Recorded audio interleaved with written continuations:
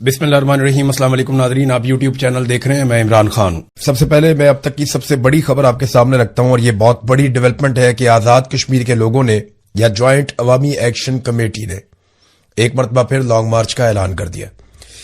ये लॉन्ग मार्च बड़ी देर से मुअख्खर हो रहा था, बार बार इसको रोका गया, बंदे बीच में डाले गए। एस्टेब्लिशमेंट की जानिब से भी ओवरसीज पाकिस्तानियों का वफद आया, वो बैठ के मुज़ाकरात करते रहे। कमर साहब इसके अंदर शामिल हुए, पीपल्स पार्टी के लोग शामिल किए गए, दीगर पॉलिटिकल पार्टीज के लोगों को इन्वॉल्व किया गया। फजलुर रहमान साहब की इन्वॉल्वमेंट होती है। पाकिस्तान तहरीक इंसाफ के लोग भी समझाते हैं कि इस मामले को तरीके से हैंडल किया जाए, लेकिन यह मामला बार बार बिगड़ता है। मैं आपको गुज़िश्ता कई दिनों से बता रहा था कि ज्वाइंट अवामी एक्शन कमेटी के पास वक्त बहुत कम है और अब उन्हें फैसला करना पड़ेगा। या तो उन्हें एक लॉन्ग मार्च में जाना पड़ेगा, फौरी तौर पर एक बड़ी एहतजाजी हिकमत अमली बनानी पड़ेगी, या फिर उन्हें इलेक्शन का हिस्सा होना चाहिए। अब इन दोनों चीजों में से कोई एक चीज तो उन्हें करनी थी। मुज़ाकरात साथ साथ चल रहे थे, मुज़ाकरात के अंदर बार बार तात्तुल आ रहा था। कुछ चीजें तय हो गई थी ज्वाइंट अवामी एक्शन कमेटी में और सियासी लोगों में, और जो लोग नुमाइंदे मुकर्रर किए गए थे एस्टेब्लिशमेंट की जानिब से उनके बीच में। लेकिन फिर जो सेक्टर कमांडर है उनके बारे में मुझे, क्योंकि मेरे पास जो सोर्स है वो ज्वाइंट अवामी एक्शन कमेटी का है, और उनका सोर्स ये दावा करता है कि सेक्टर कमांडर जो है ब्रिगेडियर फाइक, उनकी मुदाखलत के बाद ये मुज़ाकरात का अमल बिल्कुल ही रुक गया। पहले कुछ चीजें लिखी गई थी, वो चीजें भी बाद में नहीं हुई।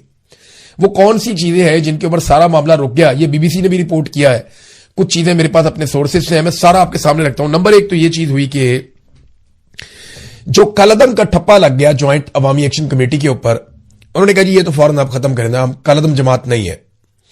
तो इस पे उन्हें कहा गया जी अभी हम खत्म नहीं कर सकते, आप पहले धरने उठाएं, उसके बाद फिर हम देखेंगे कि हमने खत्म करना है या नहीं करना, और इसमें महीने भी लग सकते हैं। तो इस चीज पे मामला फंस गया। हालांकि पहले कहा गया था कि कलदम का स्टेटस खत्म कर दिया जाएगा। फिर दूसरी जो उनका एक मुतालबा था कि जो मुकदमात जाली हमारे ऊपर दर्ज किए गए हैं दहशतगर्दी के, ये मुकदमात तो खत्म किए जाए।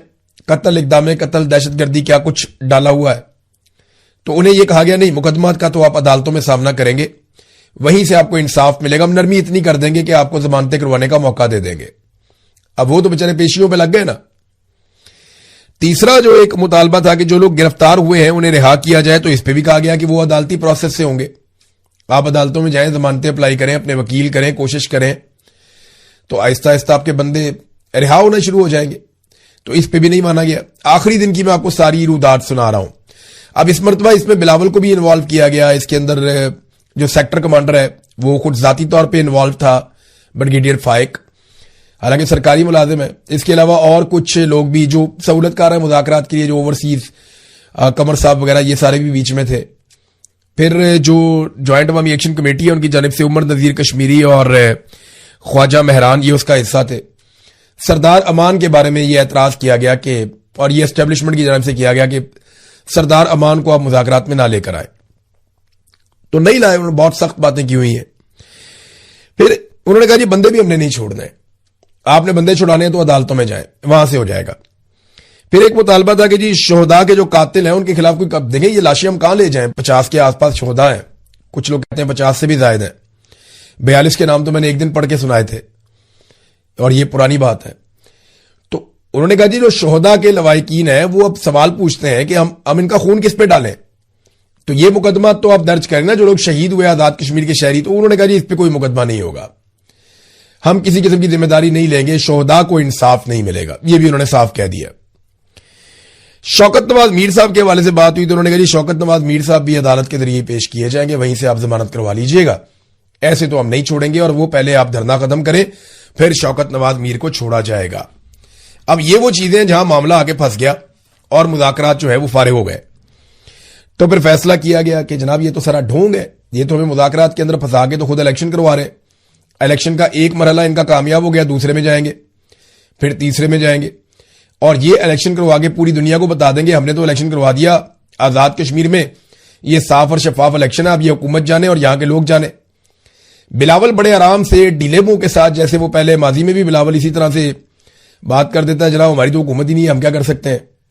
हालांकि हर चीज में हिस्सेदार है, सारे बजट बिलावल ने खुद पास करवाए हैं बैठ के, हर चीज में सहूलतकारी की है एस्टेब्लिशमेंट की, और हुकूमत गिराने से लेके हुकूमत बनाने तक और तब से लेके आज तक بلاول زرداری اور آصف زرداری یہ ہر جرم کے اندر ساتھی ہیں موجودہ سرکار کے اور اسٹیبلشمنٹ کے.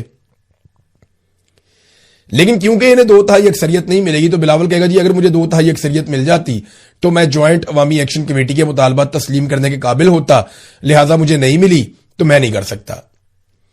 پی ایم ایل این کہے گی ہمیں بھی نہیں ملی, ہم بھی نہیں کر سکتے. تو ایک جوائنٹ قسم کی ملا جلا کے ایک سرکار بنا دی جائے وہاں پہ, تاکہ نہ ہوگا بانس اور نہ بجے گی بانسری. یہ تھا ان کا پورا پلان ایکسپوز ہو گیا. جوائنٹ عوامی ایکشن کمیٹی نے بڑے سخت مطالبات سامنے رکھ دیے کہ جناب بتائیں آپ اب کیا کہتے ہیں, اور پھر وہ مطالبات نہیں مانے گئے. تو اب اعلان ہو گیا ہے کہ 26 تاریخ کو یعنی آج کے دن میرپور سے راولا کوٹ تک لانگ مارچ جائے گا. اب کل جو ہے وہ الیکشن ہے. آج اگر مار دھاڑ ہوتی ہے, لڑائی جھگڑا ہوتا ہے, رکاوٹیں ڈالی جاتی ہیں, تو صبح الیکشن کیسے ہوگا؟ فرض کریں میرپور سے ہزاروں لوگ نکل کر جانا چاہتے ہیں راولا کوٹ, تو ان کو تو روکا جائے گا سیکورٹی فورسز کی جانب سے. فورسز روکیں گی تو پرابلم کریٹ ہوگی. جب پرابلم کریٹ ہوگی تو پوری دنیا میں امیج جائے گا کہ جناب یہاں پہ الیکشن ہو رہا ہے, لڑائی ہو رہی ہے, یہ کیا ہو رہا ہے. اور اگر نہیں روکیں گے تو بہت بڑی تعداد میں لوگ راولا کوٹ میں اکٹھے ہو جائیں گے اور پھر مظفر آباد کی طرف بڑھیں گے. تو سیکورٹی فورسز تو ساری میرپور میں لگائی ہوئی ہیں. اب یہ بہت بڑا پنگا پڑ گیا ہے کیونکہ جوائنٹ عوامی ایکشن کمیٹی کے پاس بھی کوئی اور رستہ بچا نہیں تھا. ان کے پاس یہ آخری رستہ تھا. اگر یہ الیکشن ہو جاتے تو پھر ان کے پاس کرنے کے لیے کچھ بھی نہیں بچتا. وہ دیوار کے ساتھ لگے ہوئے ہیں. پھر تو ان کی درگت بننی تھی اور ان کو نشان عبرت بنایا جانا تھا. بہرحال اب انہوں نے کہہ دیا جناب کہ ہم 26 تاریخ کو نکلیں گے میرپور سے راولا کوٹ اور 27 جولائی کو نکلیں گے راولا کوٹ سے مظفر آباد. اب یہ اس وقت اسٹیبلشمنٹ نے سوچنا ہے کہ اس معاملے کو حل کیسے کرنا ہے. کشمیریوں میں منحصر ہے کہ وہ کتنی بڑی تعداد میں نکلتے ہیں. ایک تو انہوں نے یہ بتا دیا کہ جناب ہمیں الیکشن میں کسی قسم کی کوئی دلچسپی نہیں ہے, اور یہ بات میں آپ کو کلیئر کر دوں کہ انہوں نے الیکشن لڑنا تھا. یہ بات مئی میں طے ہو گئی تھی. حکومت کے ساتھ جب وہ مذاکرات کر رہے تھے تو طے ہو گیا تھا کہ یہ تنظیم الیکشن میں جائے گی, الیکشن لڑے گی. لیکن پھر جب حالات خراب ہو گئے, کریک ڈاؤن شروع ہو گیا, فورسز آ گئی, کلعدم قرار دے دیا گیا, بندوں کے سروں پہ انعام رکھ دیے گئے, تو پھر الیکشن والا معاملہ کہیں نکل گیا. وہ بیچ میں اب ہے ہی نہیں. لہذا اب یہ الیکشن نہیں لڑ سکتے اور نہ یہ الیکشن لڑنے جا رہے ہیں. تو الیکشن کو روکنے کے لیے وہ کہتے ہیں ہمیں دلچسپی نہیں ہے, یہ کوئی الیکشن نہیں ہے, دھوکہ ہے, وہ یہ کہتے ہیں. اور یہ جوائنٹ عوامی ایکشن کمیٹی کے لیے آخری موقع تھا یا کشمیر کے عوام کے لیے کہ وہ نکل کر اپنے حق کے لیے آواز اٹھائیں. لیکن اس کے بعد اگر موقع تو کبھی بھی آخری نہیں ہوتا, لیکن یہ ہے کہ پھر معاملہ لمبا ہو جائے گا, لمبا لٹک جائے گا. ہو سکتا ہے 1 2 سال 4 سال ان کو لگ جائیں واپس پہلے جیسی پوزیشن میں آنے میں. یہ ایک ایسا دن اور موقع تھا جہاں پہ وہ اپنی آواز پوری دنیا کو سنا سکتے تھے, کیونکہ بین الاقوامی مبصرین بھی آئے ہوئے ہیں اور میرپور کے اندر میڈیا بھی پہنچا ہوا ہے. میڈیا والوں پہ بڑی سختی ہے, جو خاص طور پہ آزاد کشمیر کا میڈیا ہے ان کے اوپر تو بہت زیادہ سختی ہے. ان کے تو موبائل فون چیک کیے جاتے ہیں, ان کی فوٹیجز ڈیلیٹ کروائی جاتی ہیں, انہیں جگہ جگہ پہ روکا جاتا ہے, ان کی پراپر چیکنگ ہوتی ہے. میڈیا کو ہراساں بھی کیا جاتا ہے, خوف زدہ کیا جاتا ہے کہ خبر اگر ہماری مرضی کے خلاف دو گے تو پھر ہم اپنی مرضی کریں گے تمہارے ساتھ, یا تو بندے اغوا کر لیتے ہیں, غائب کر لیتے ہیں. تو یہ آپ دیکھیے گا کہ جو لوگ ابھی آپ دیکھ رہے تھے نا, کل تک دبلے ہوئے جا رہے تھے بھارتی نوجوانوں کے دکھ میں اور درد میں کہ جناب بھارت کی حکومت بھارتی نوجوانوں پہ کتنا ظلم کر رہی ہے, کتنا جبر کر رہی ہے, کتنی ظالم اور بدماش حکومت ہے, یہ باتیں کر رہے تھے بہت سارے ٹاؤٹس کل تک. اب آپ دیکھیے گا جب آج سے آزاد کشمیر کے شہریوں کو مارنا شروع کرے گی سرکار, ان پہ ظلم اور جبر کے بازار گرم کیے جائیں گے جو نارملی کیے جاتے ہیں, تو ان ٹاؤٹوں کی زبانیں بند ہو جائیں گی. نہ یہ ظلم اور بربریت کے اوپر بولیں گے, نہ یہ اس کو دیکھیں گے, بلکہ جو ظلم ہوگا آزاد کشمیر میں یہ اس کو جواز فراہم کریں گے. جناب یہ بہت ضروری ہے, اگر یہ ظلم نہ کیا گیا تو پتہ نہیں پاکستان ٹوٹ جائے گا. یہ ایسے بے شرم لوگ ہیں اور آپ یہ بے شرمیاں آج کے دن سے بڑے غور سے دیکھ سکتے ہیں. بہت سارے ایسے لوگ جو خبریں دے رہے تھے نا, جنزی کا احتجاج, بھارت میں یہ ہو گیا, انڈین حکومت نے یہ کر دیا, وہ کر دیا.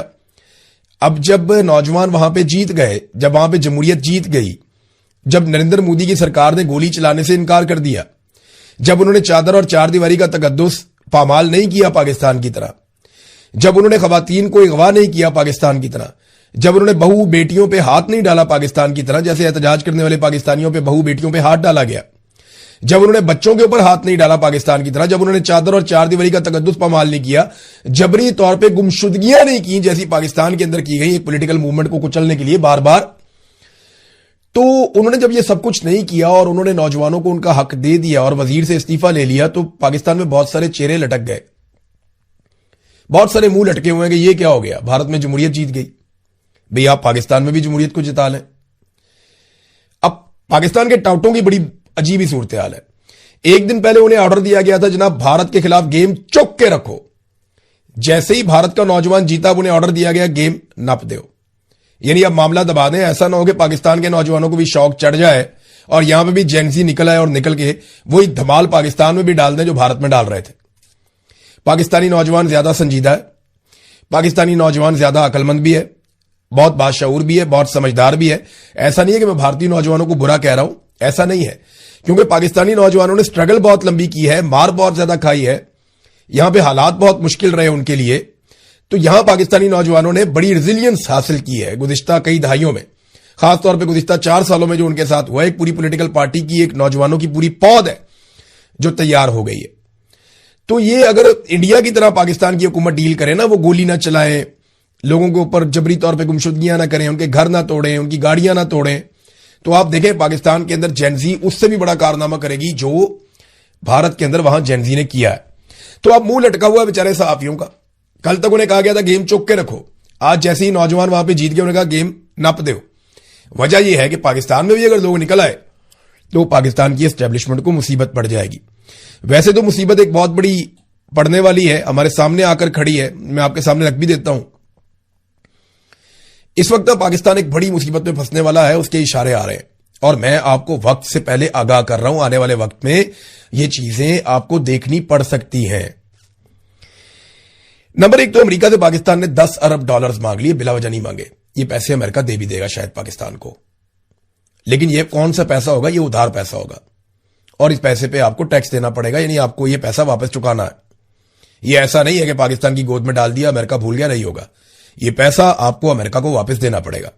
एक एक पाकिस्तानी ये पैसा वापस चुकाएगा और पैसा वापस नहीं चुकाएगा तो फिर इसकी कीमत चुकाएगा। और ये पैसा देने के बाद वो भूल नहीं जाएंगे, वो आपसे काम करवाएंगे। काम आपसे वो क्या करवाएंगे ये आगे चल के आपको बताता हूं। एक तो अमेरिका से पैसा मांग लिया, सऊदी अरब से पैसा भी मांग लिया, तेल भी मांग लिया। कतर के साथ भी हम एक दिफाई मुआहदा करने जा रहे हैं। याद रखिए, जितने भी पाकिस्तान दिफाई मुआहदे कर रहा है, पाकिस्तान में काबीना को भी नहीं पता, पाकिस्तान के पार्लिमान को भी नहीं पता। पाकिस्तानी बिल्कुल नहीं जानते कि पाकिस्तान कौन कौन से मुआहदों में जा रहा है। डोनाल्ड ट्रंप के साथ पाकिस्तान ने कौन सी बातें तय की हम नहीं जानते। हमने सऊदी अरब के साथ कौन सा दिफाई मुआहदा किया, उसमें क्या चीजें तय हुई हम नहीं जानते। कतर के साथ हम क्या मुआहदा करने जा रहे हैं, हमें बिल्कुल आइडिया नहीं है कि क्या होगा। हौसियों को पाकिस्तान ने वार्निंग दी, यह भी अब आपके सामने है।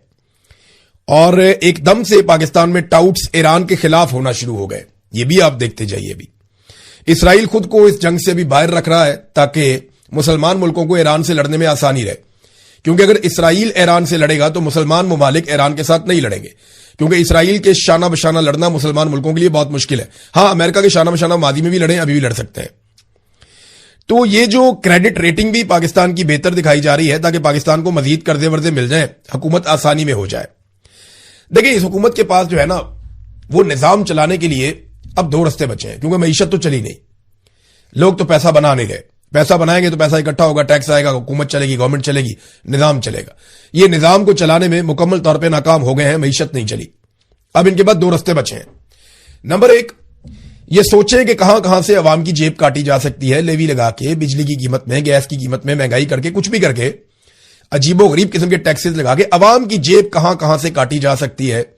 एक तो इनके सारी तवज्जो इस बात में, रोजाना की बुनियाद पर पेट्रोलियम मसनूआत की कीमतें बढ़ती हैं। मैं पाकिस्तानियों को मुबारकबाद पेश करता हूं कि गुज़िश्ता 1 हफ्ते में सिर्फ 1 मरतबा ऐसा हुआ कि पेट्रोलियम मसनूआत की कीमतें नहीं बढ़ी, और वो थी कल की रात। तो पाकिस्तानियों को मुबारकबाद कि कम से कम एक रात ऐसी थी कि जब पेट्रोलियम मसनूआत की कीमतें नहीं बढ़ाई गई, और आज के दिन में वही है जो कल के दिन में थी। तो एक तो इनके पास रास्ता यह है कि अवाम की जेबें काटें जैसे तैसे करके। दूसरा रास्ता यह है कि जितने हो सकें ये कर्जे हासिल करें।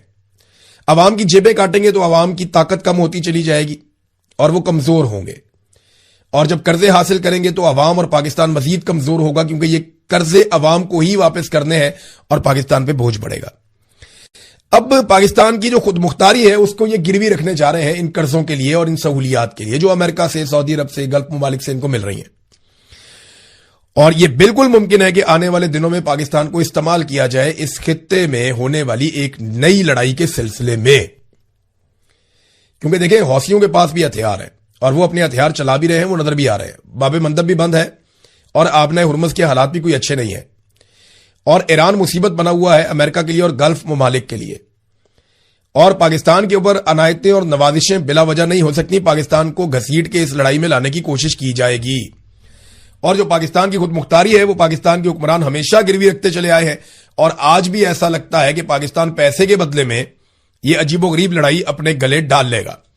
اس سے پہلے بھی ہمارے جرنیلوں نے تھوڑے تھوڑے پیسوں کے لیے ایسی لڑائیاں اپنے گلے میں ڈال لی جن لڑائیوں سے پاکستان کو 100 ارب ڈالر تک کا نقصان ہوا. یہ جہاد ہم نے اپنے گلے میں ڈالا، ہماری ترقی رک گئی.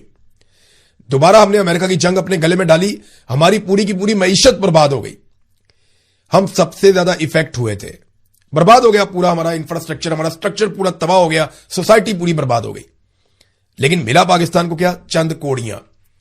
بہت تھوڑا پیسہ ملتا ہے، بہت زیادہ قربانی دینی پڑتی ہے. ایک مرتبہ پھر پاکستان اس رستے پہ چل رہا ہے، میں آپ کو وقت سے پہلے بتا رہا ہوں. اور ایک آخری چیز میں آپ کو جاتے جاتے بتاؤں، بہت سارے لوگوں کے پیٹ میں مڑوڑ اٹھتے ہیں اور وہ بات یہ بات کرتے رہتے ہیں کہ جناب موروثی سیاست، موروثی سیاست. میں ان بے شرموں کو بتانا چاہتا ہوں کہ موروثی سیاست ہوتی کیا ہے. حمزہ شہباز نے وزیر اعظم ہاؤس کے فلور نمبر 6 کے اوپر یہ جیو نیوز کی خبر کے مطابق اپنا دفتر بنا لیا، اور وہاں پہ وہ پولیٹیکل اور انتظامی معاملات کو دیکھے گا، کس کو کیسے فنڈ دینے ہیں، کس کے ساتھ کیا کرنا ہے، کس کا کام کروانا ہے، کس طریقے سے کام کروانا ہے، کس کیپیسٹی میں. بھائی صرف اس کیپیسٹی میں کہ وہ شہباز شریف کا بیٹا ہے تو وہ وزیر اعظم ہاؤس کے اندر گھس کے اپنا دفتر بنا لے گا اور دفتر میں بیٹھ کے نظام کو کنٹرول کرے گا. یہ فیملی لمیٹڈ ہے، یہ ایسے ہی نظام چلاتے ہیں. اور ان کو ہمارے اوپر اس مرتبہ مسلط کیا فیلڈ مارشل حافظ سید عاصم منیر صاحب نے، اور پوری قوم اس کی قیمت چکا رہی ہے، ہر فیلڈ میں چکا رہی ہے، چاہے وہ معیشت، چاہے دہشت گردی. دیکھیں میں آپ کو چھوٹی سی مثال دیتا ہوں. انڈیا میں 22 لاکھ نوجوانوں نے امتحان دیا اور 22 لاکھ لوگوں کا امتحان چوری ہو گیا. دیکھیں کیا حال کیا، اور انہوں نے کھا گئے وزیر کو بھی، وزیر اعظم کو دیوار سے لگا دیا، پورا نظام پریشان ہو گیا.